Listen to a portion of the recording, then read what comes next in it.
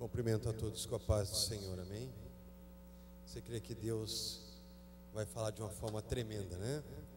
Levanta a sua mão assim, vamos clamar ao Senhor. Pai Todo-Poderoso, Senhor, nós entregamos, Senhor, desde que chegamos aqui, Senhor, na Tua presença, a nossa oração, Pai. Já sabemos que Tu ouviste, Senhor, cada clamor como foi falado hoje, Pai. Cada necessidade que foi entregue a Ti, Senhor. Lama xerebecanta ras, riba sequete rebecanta rabás.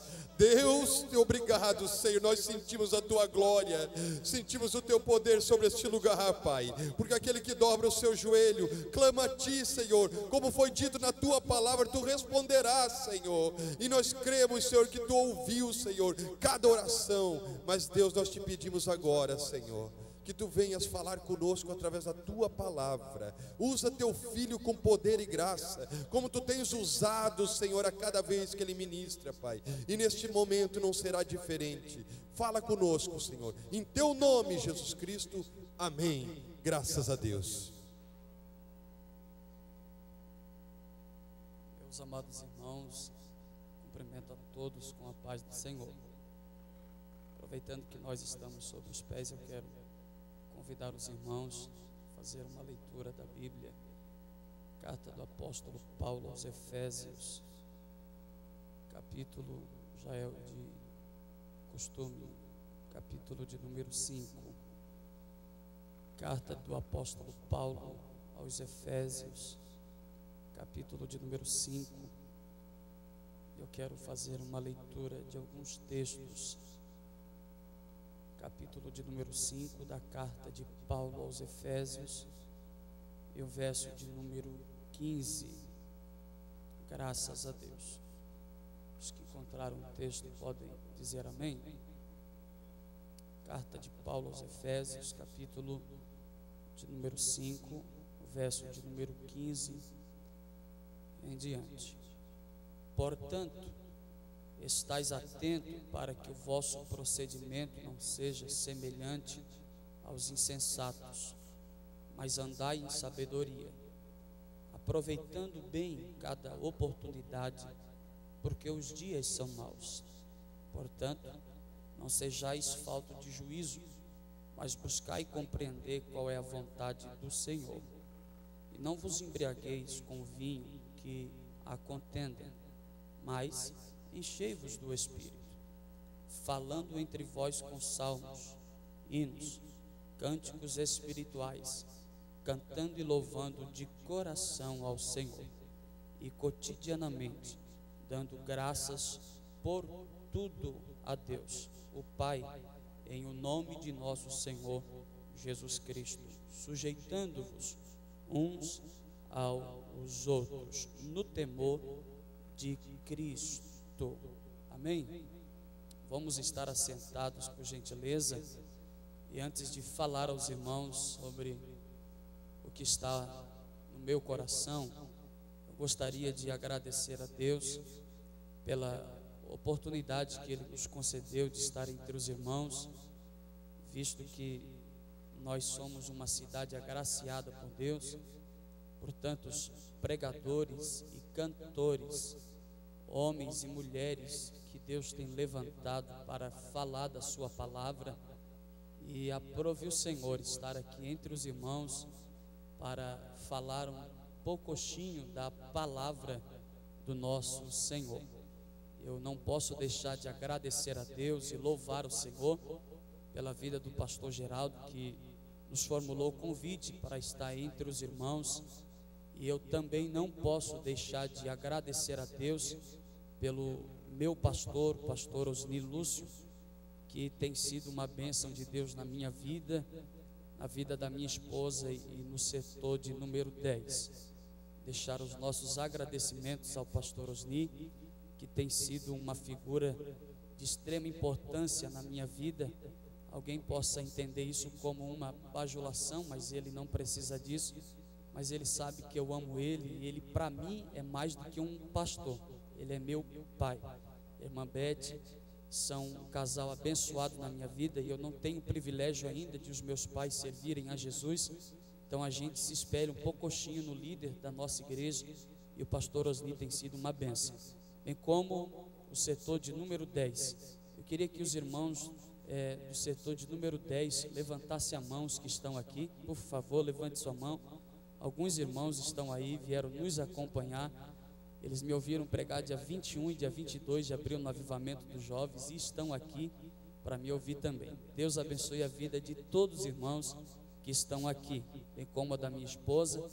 Hoje faz 1 ano, 8 meses e 1 dia que eu sou casado, porque eu casei dia 4 de setembro, e a minha linda está ali. Não vou chamar de gatinha, porque crente não é gatinho, crente é ovelha. Então eu dou graças a Deus pela vida da minha esposa, que sempre que pode estar comigo. Meus amados, eu confesso aos irmãos que minhas pernas tremem, meu coração bate um pouco mais forte por estar falando a palavra de Deus aqui nessa igreja, que é a sede do nosso campo de Criciúma, e também pela presença dos obreiros que, embora são humildes, mas nos intimidam um pouco. Mas eu gostaria de dizer aos irmãos que eu tenho uma palavra de Deus para os nossos corações.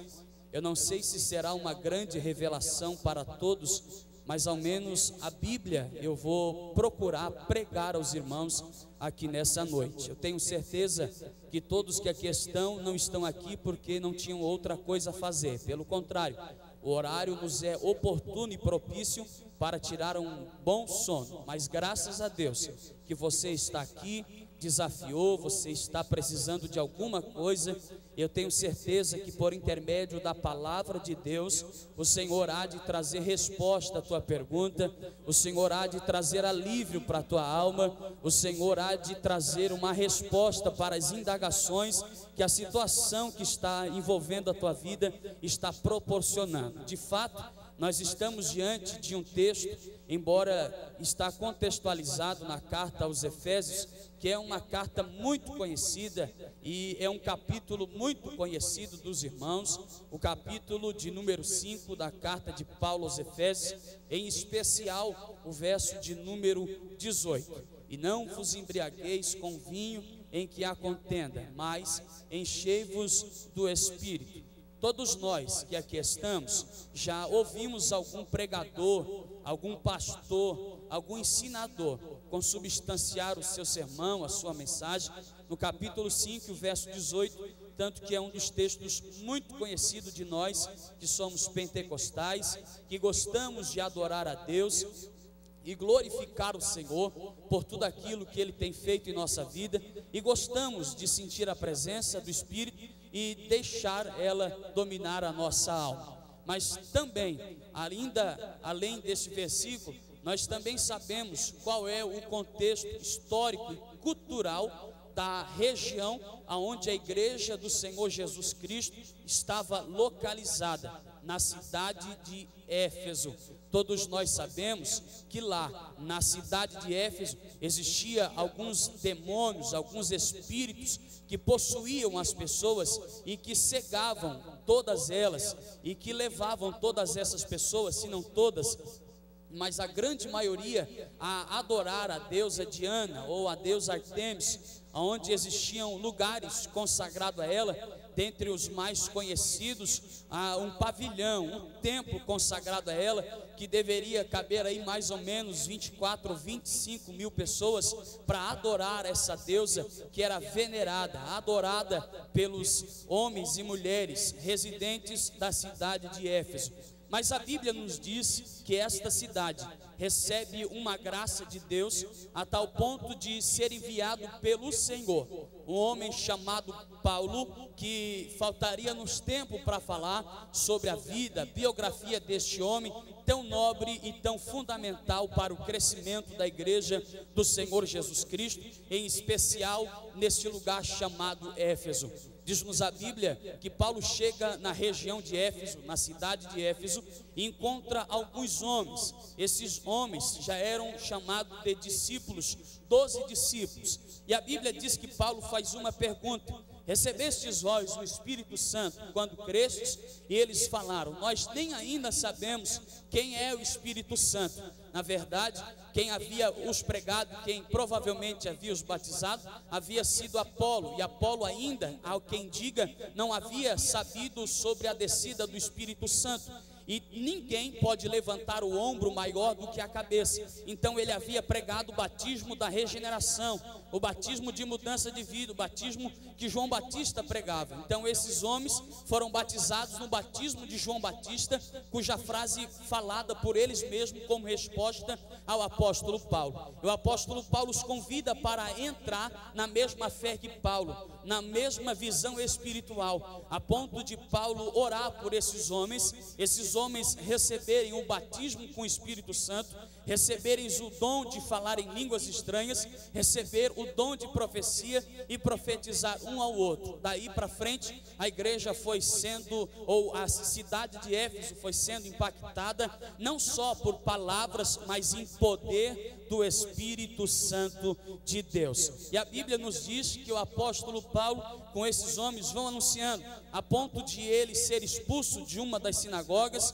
e quem quer faz, não encontra ou não coloca desculpa, quem quer fazer, faz. Então Paulo, já que foi expulso da sinagoga, ele vai pregando por aí, pelas ruas, pelos becos, atalhos e valados, pelas encruzilhadas da cidade de Éfeso. A igreja vai crescendo. A Bíblia diz que a palavra do Senhor prevalecia, e aonde a palavra do Senhor prevalece, sempre há o crescimento. Você pode confirmar dizendo amém? A Bíblia nos diz que o apóstolo Paulo vai anunciando, vai pregando, as coisas na cidade de Éfeso já vão tornando um novo rumo, já vão tomando um novo norte. As pessoas já não estão mais indo com tanta frequência no templo para adorar a Diana dos Efésios. As pessoas já não estão sendo envolvidas com tanta frequência nas mágicas que existiam ali naquele lugar. As pessoas agora já estão tomando ciência, já estão tomando verdades de que existia ali um poder sobrenatural que mudava a vida das pessoas, e esse poder vinha através da palavra do Senhor e a confirmação do Espírito Santo de Deus. O apóstolo Paulo fica ali por mais de 2 anos, quase 3 anos, pregando, ensinando, exortando a igreja e falando sobre coisas concernentes a doutrinas bíblicas, porque é o que o Paulo sabia fazer. Embora ele era um homem muito inteligente, embora era um homem sabido de algumas filosofias, de alguns homens dado à sabedoria, mas o cerne do seu sermão, a espinha dorsal da sua pregação, eram as doutrinas que até hoje estão de pé e que nós pregamos: doutrina de santidade, doutrina de oração. Alguém está dizendo que a teologia da prosperidade está tomando conta das igrejas, mas tem a teologia da prosperidade, mas também tem a teologia da oração, da santificação, das coisas espirituais. E aí a gente vai entender que Paulo vai pregando e os discípulos vão indo no mesmo caminho, a ponto de o apóstolo Paulo receber a notícia que a igreja do Senhor Jesus Cristo em Corinto estava precisando da presença dele, quando ele escreve a carta aos Coríntios, e no capítulo de número 16 da primeira carta, ele diz assim: eu não posso ir agora para os irmãos, mas eu vou ficar em Éfeso, porque uma porta grande e eficaz para o trabalho se me abriu. O apóstolo Paulo, como não era e nunca foi hipócrita, ele faz o quê? Ele aproveita a oportunidade que Deus entrega a ele de anunciar a palavra, o evangelho genuíno, o evangelho que Deus havia lhe entregado e lhe ensinado para falar, porque provavelmente existiria mais de 3.000 pessoas em um evento que a gente chama de Pentecostes. Então a grande porta que Deus havia aberto para Paulo seria de ele anunciar o evangelho a grandes pessoas, a grandes multidões de pessoas, e ali muitas almas para o nosso Senhor Jesus Cristo. E o apóstolo Paulo escreve a carta para os coríntios, e bem como ele sai de Éfeso e vai fazer as suas viagens, aquilo que o Senhor já havia lhe designado, aonde ele vem a ser preso em Roma, na sua primeira prisão, que a gente identifica como prisão domiciliar. E o apóstolo Paulo escreve então aquela que a gente chama de uma das epístolas da prisão, a epístola de Paulo aos Efésios, que tem como coisas interessantes o grande mistério do relacionamento entre Cristo e a igreja, figurado de uma forma simbólica entre o noivo e uma noiva. Então a gente vai entender que o apóstolo Paulo está estruturando a igreja na esperança do porvir, dizendo que a igreja estaria ali, mas ela era como um noivo e noiva, tem um compromisso marcado. Sabe o que eu quero te dizer? Para começar a alegrar a tua alma, ou dar continuidade na alegria que tua alma está recebendo, daqui a pouco, eu não sei afirmar quanto tempo, mas o noivo está vindo para fazer aquilo que lhe apraz, estabelecer aquilo que já havia estabelecido desde o princípio. Eu queria que você pegasse na mão do seu irmão e dissesse para ele: te alegra, porque Jesus já está voltando, o noivo já está chegando. Você pode se alegrar glorificando o nome do nosso Senhor Jesus Cristo.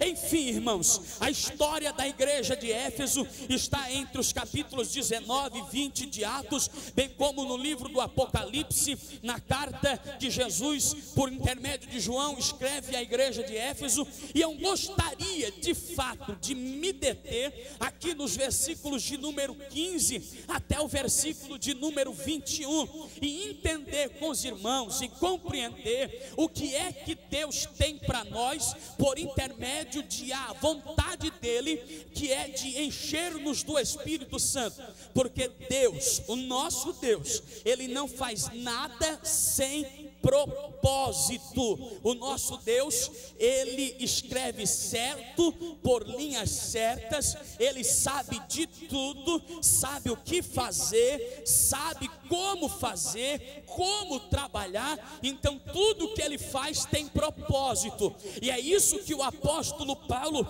vem deixando claro, claríssimo, a partir do versículo de número 15, dizendo: portanto, meus irmãos, estejais atento para que o vosso procedimento não seja semelhante aos insensatos, mas andai em sabedoria, aproveitando bem cada oportunidade. Por quê? Porque os dias são maus. Aproveita, irmão, aproveita para gritar mesmo, aproveita para levantar a mão e glorificar ao Senhor mesmo, porque você não sabe o dia de amanhã.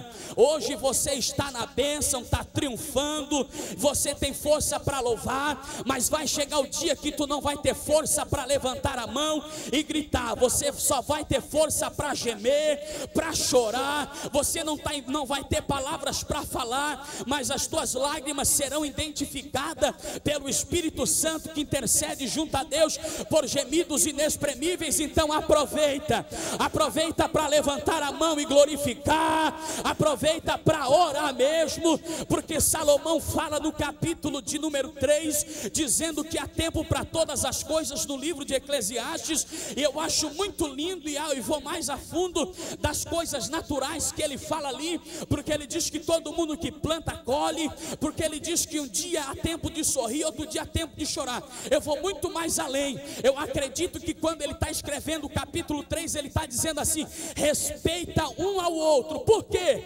Porque você não sabe o dia de amanhã. Hoje você tem, amanhã você pode não ter. Hoje você pode, amanhã você pode não poder. Então aproveita para ser humilde enquanto Deus está te levantando. Sabe por quê? Porque hoje sou eu que estou pregando, amanhã pode você que vai estar pregando. Hoje é o teu patrão que está mandando, amanhã pode você que está mandando. Então vamos aproveitar o tempo para delegar a Deus toda a honra, toda a glória, todo o louvor. Sabe por quê? Porque eu acredito que tudo que está na nossa vida concernente a essa terra e que vem dessa terra, da mesma maneira que vem, ela vai, da mesma maneira que cresce, ela também pode cair. Então eu acredito, irmão, que é Deus quem faz todas as coisas, é Deus que levanta, é Deus quem derruba, é Deus quem coloca, é Deus quem tira, é Deus quem faz, é Deus quem desfaz, é Deus quem escolhe, é Deus quem rejeita. Se na mão dele e no poder dele está todas as coisas, então o negócio é a gente levantar a mão mesmo, glorificar mesmo, porque todas as coisas estão no poder dele. Você pode adorar o Senhor. A gente entende, irmão, que o apóstolo Paulo escreve no versículo de número 17, dizendo: então, irmãos, sabendo que nós temos que aproveitar todas as coisas, todas as oportunidades, eu quero dizer a vocês que não sejais falto de juízo, mas buscai compreender qual é a vontade do Senhor. Não vos embriagueis com vinho em que há contenda, mas enchei-vos do Espírito. E como você já ouviu muita coisa concedente a isso, eu pulo e vou para o versículo de número 19, que é onde eu quero consertar, ou onde eu quero concentrar o meu sermão que Deus me deu no dia de hoje para falar aos irmãos. E ele diz assim: olha, vocês têm que ser cheios do Espírito Santo, mas como Deus enche e enche com propósito, quando vocês serem cheios do Espírito Santo, todos vocês vão falar entre vós com salmos, hinos e cânticos espirituais. Ou seja, todas as pessoas que são cheias do Espírito Santo de Deus, no mínimo elas têm que falar entre eles com salmos, com hinos e com cânticos espirituais. Aqui então está as evidências para identificar uma pessoa